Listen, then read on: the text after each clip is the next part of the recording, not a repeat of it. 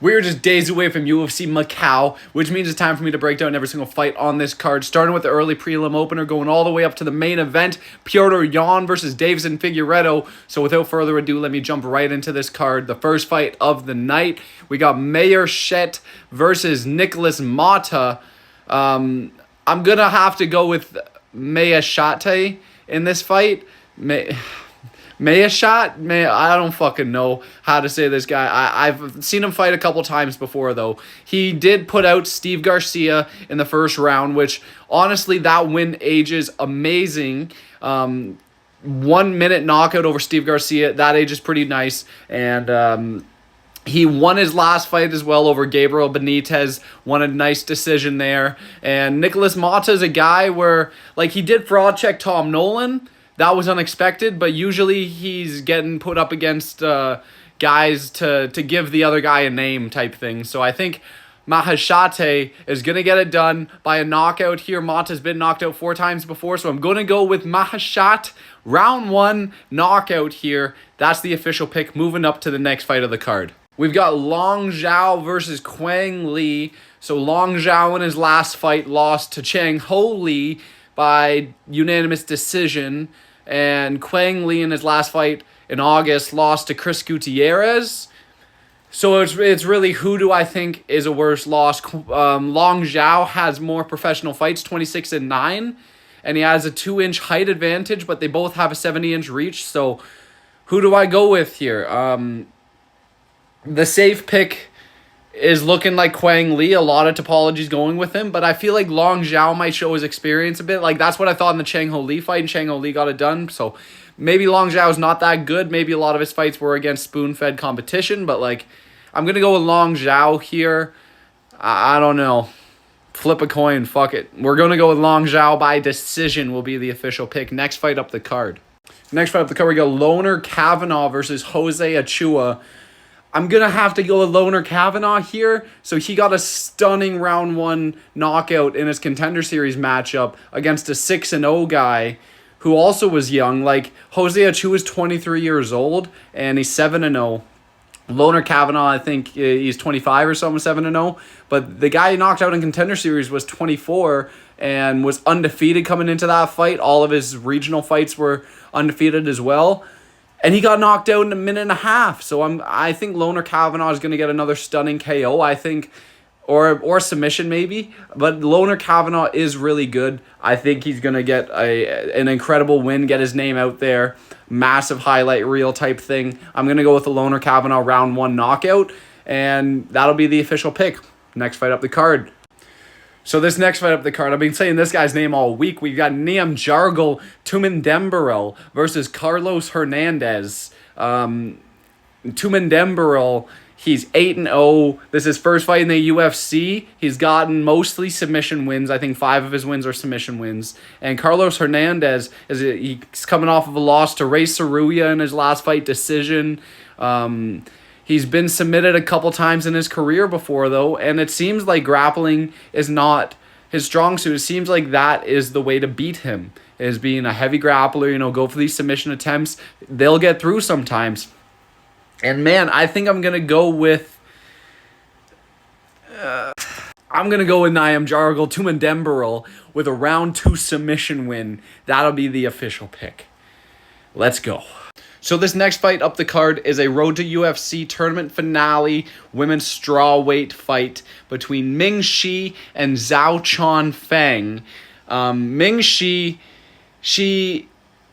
is getting sent out to the wolves here, is what I'm seeing. Because she's got a 60-inch reach, and she's 5'2".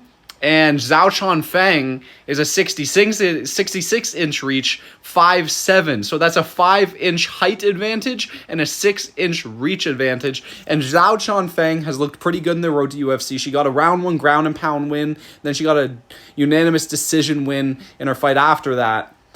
And, man, that is too big of a reach advantage and height advantage to overcome. That's going to be a massive difference in there. Like, that's crazy. 5'7" compared to 5'2", and 66-inch reach compared to 60. That's a massive difference in numbers there. And I'm going to go with a Feng finish. I think she's going to beat up Ming. work the clinch, possibly get a TKO like with body knees or something, or she's going to take her down to the mat and use her wrestling posture up, get a round 2 ground and pound TKO win for Xiaocan. Feng will be the official pick. Next fight of the card, we got Kiru Sahota versus Choi.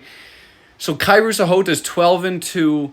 He's got a couple wins in a row. He got knocked out back in 2023, but he's got more experience than Choi, who is a slight favorite here. He's 8-0, but both of his fights on road to UFC have been split decisions. I smell some in the water here. Sahota also has a height and reach advantage. He's got a 7.5-inch reach advantage, 73.5 inches of reach compared to 66 for Choi, and 5'10 compared to 5'5. So he's not only going to be the taller man, he's going to have the longer reach. And I think Choi's getting to the point where like he comes on road to UFC, which is like a slight bump up in competition from what he was facing before. Again, he has a small sample size. He was only 6-0 before he road to UFC, and he comes on, and both of them are split decision wins, which are like really close fights. You know, it could have went to either or. Kiru Sahota, he's lost unanimous decision, and he's got knocked out once before, but like it's not a terrible knockout, and he's got some wins back in the win column there.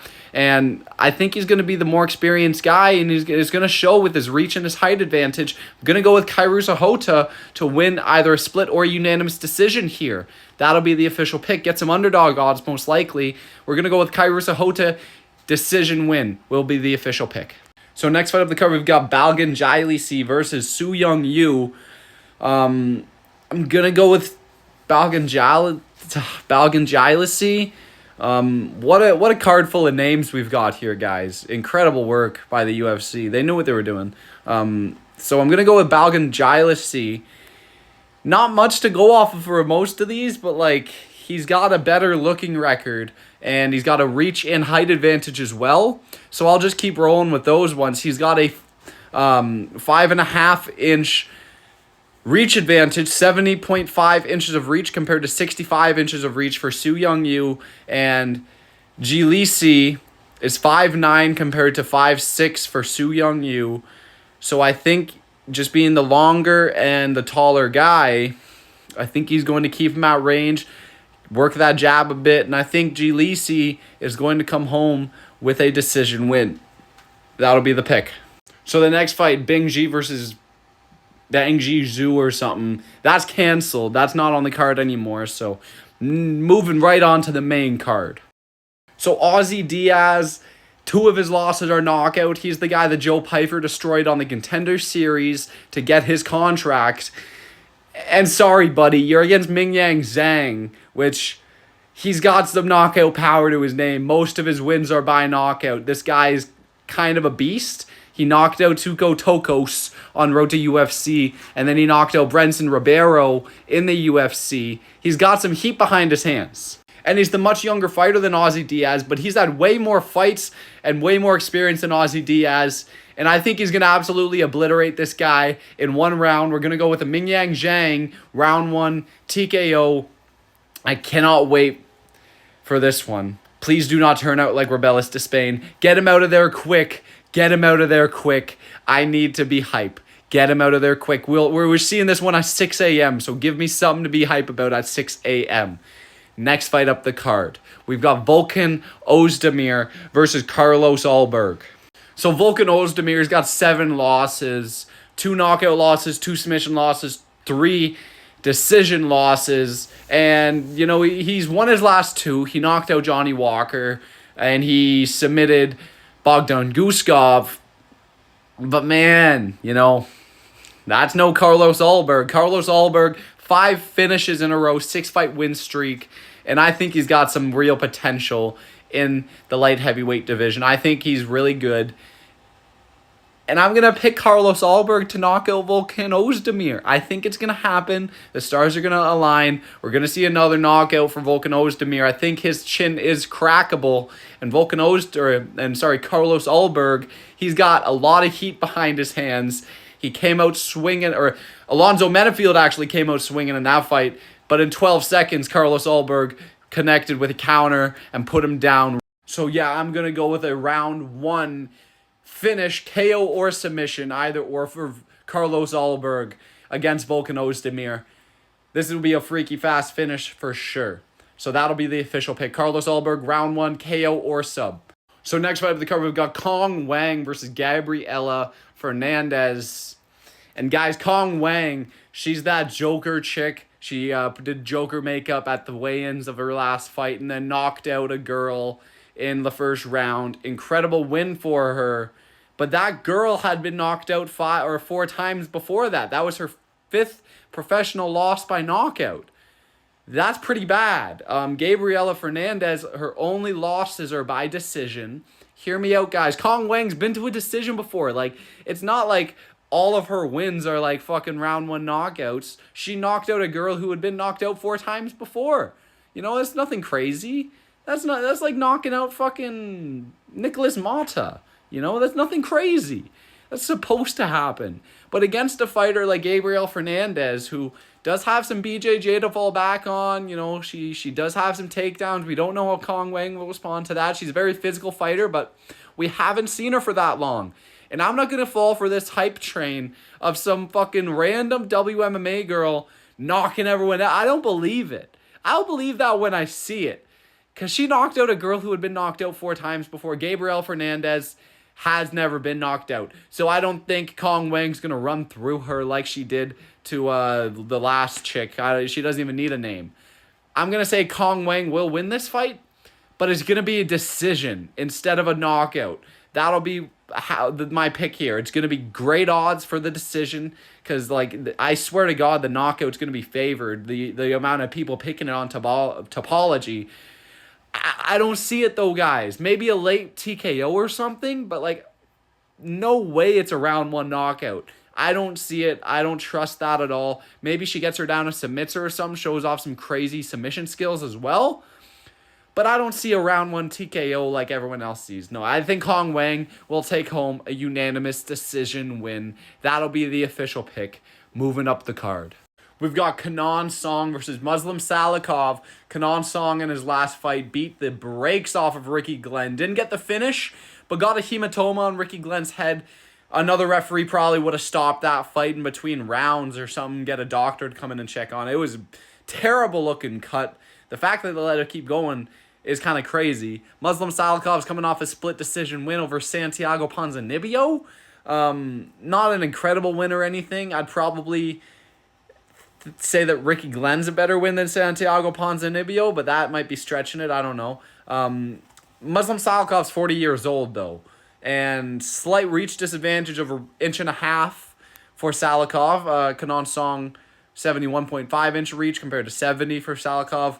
It's nothing much, but I'm going to say Song Kenan will win this fight over Muslim Salikov. I think Muslim Salikov is just at the end of his career, so I think he is at the end of his career.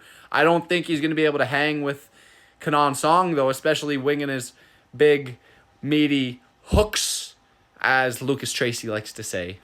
This might be a surprising one, but Salikov's been knocked out a couple times in the past few years. Randy Brown, knocked him out, and I'm forgetting another one, but Li Jinglang as well. But I think Kenan Song's going to crack him. I said that about Ricky Glenn as well, but I'm going to run it back. Kenan Song by knockout. I think he gets it done in round 2 or round 3 against Muslim Salikov, so that'll be the official pick. Kenan Song, round 2, TKO win over Muslim Salikov. Moving up to the co-main event of the evening, Yan Xiaonan versus Tabitha Ricci. So Yan Xiaonan is coming off of a loss to Weili Zhang by decision.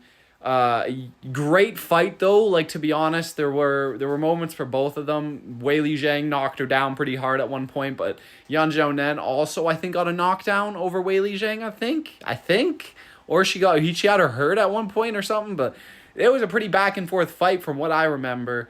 And you know, she didn't get the hand raised in the end, but she did get beaten up pretty bad. She was a zombie walking forward for most of that fight, to be honest. But Tabitha Ricci, she's 11-2. She's coming off of a decision win over Angela Hill. And Yan Xiaonan lost 3 of her last 5 fights. 2-5 in her last 5 fights is pretty bad. Losing a split decision to Marina Rodriguez, you know, Carla Esparza finishing her on the ground. If anyone is going to be mixing up a takedown here, it's going to be Tabitha Ricci. She's got good clinch work. She's fucking jacked. You know, she's going to be she's shorter than Yan Xiaonan, 5'1" compared to 5'5". But she's jacked, guys. She's going to be working the clinch, trying to take down Yan Xiaonan. And I think that is a weakness of Yan Xiaonan, is the grappling. I've seen her get out-wrestled before. And Tabitha Ricci's, she's a mean wrestler. She's got some good grappling. So, yeah, I'm going to say with Tabitha Ricci takes home this win, either unanimous decision or a split decision win. I'm just saying, one, she's got some pull with the judges. We've seen her win some really close decisions in the past. And something you got to think about in these women MMA fights are which one of these fighters is going to be mixing up some grappling and some takedowns to seal out a round. And that will be Tabitha Ricci. She will keep it close on the feet. She can get outstruck on the feet and still win the round because she is good at grappling. She will shoot a takedown and get some control time. I'm going to go with Tabitha Ricci by decision. That'll be the official pick. Moving up to the main event of the evening, we got Petr Yan versus Deveison Figuiredo. Petr Yan's coming off of a good win over Song Yadong in his last fight. And Deveison Figuiredo's coming off of a good win over Cody Garbrandt in his last fight. Chito Vera, in his last fight is his last win. He didn't finish Chito Vera, but he dropped Chito Vera in the 3rd round of that fight. And, you know, he looked pretty good there, but against Petr Yan, I mean, this is a tough one because Petr Yan did have an ACL injury in that Song Yadong fight that he was able to fight through, and he ended up winning still. And that was last year. You know, he's had quite a bit of time to recover from that. Deveison Figuiredo, usually he's looked really good at flyweight. He has. Since moving up, he's looked really good. A career resurgence, some might say. Oh, this is really a tough one. I'm going to have to go with Petr Yan, though. I think Deveison Figuiredo might win the first round. But I think Petr Yan, one, he sets into these fights and he puts a lot of damage out. I think Petr Yan's going to either set into the fight, win the 2nd and 3rd, and take home this is a 5-round fight, sorry. Okay. Petr Yan is going to win this fight. He might lose the first round, but he will set in and he will start to really damage Deveison Figuiredo as this fight goes on. And we're going to see a late rounds finish here. In the 4th or the 5th round, we will see a Petr Yan finish over Deveison Figuiredo. By TKO will be my official pick. I'm going to go with the Petr Yan round 4 TKO win over Deveison Figuiredo. This will be a battle back and forth, a lot of damage exchange, but I just think Petr Yan is going to be the better boxer of the two. He's got really damaging strikes, and I think he's going to want this one a bit more. I don't know. This is a really tough one to call, but I'm going to go with Petr Yan by a late rounds finish over Deveison Figuiredo. That'll be the official pick. Let me know what you guys think of every one of my picks, and thank you for watching this video. Make sure to like, comment, subscribe. Have a good one.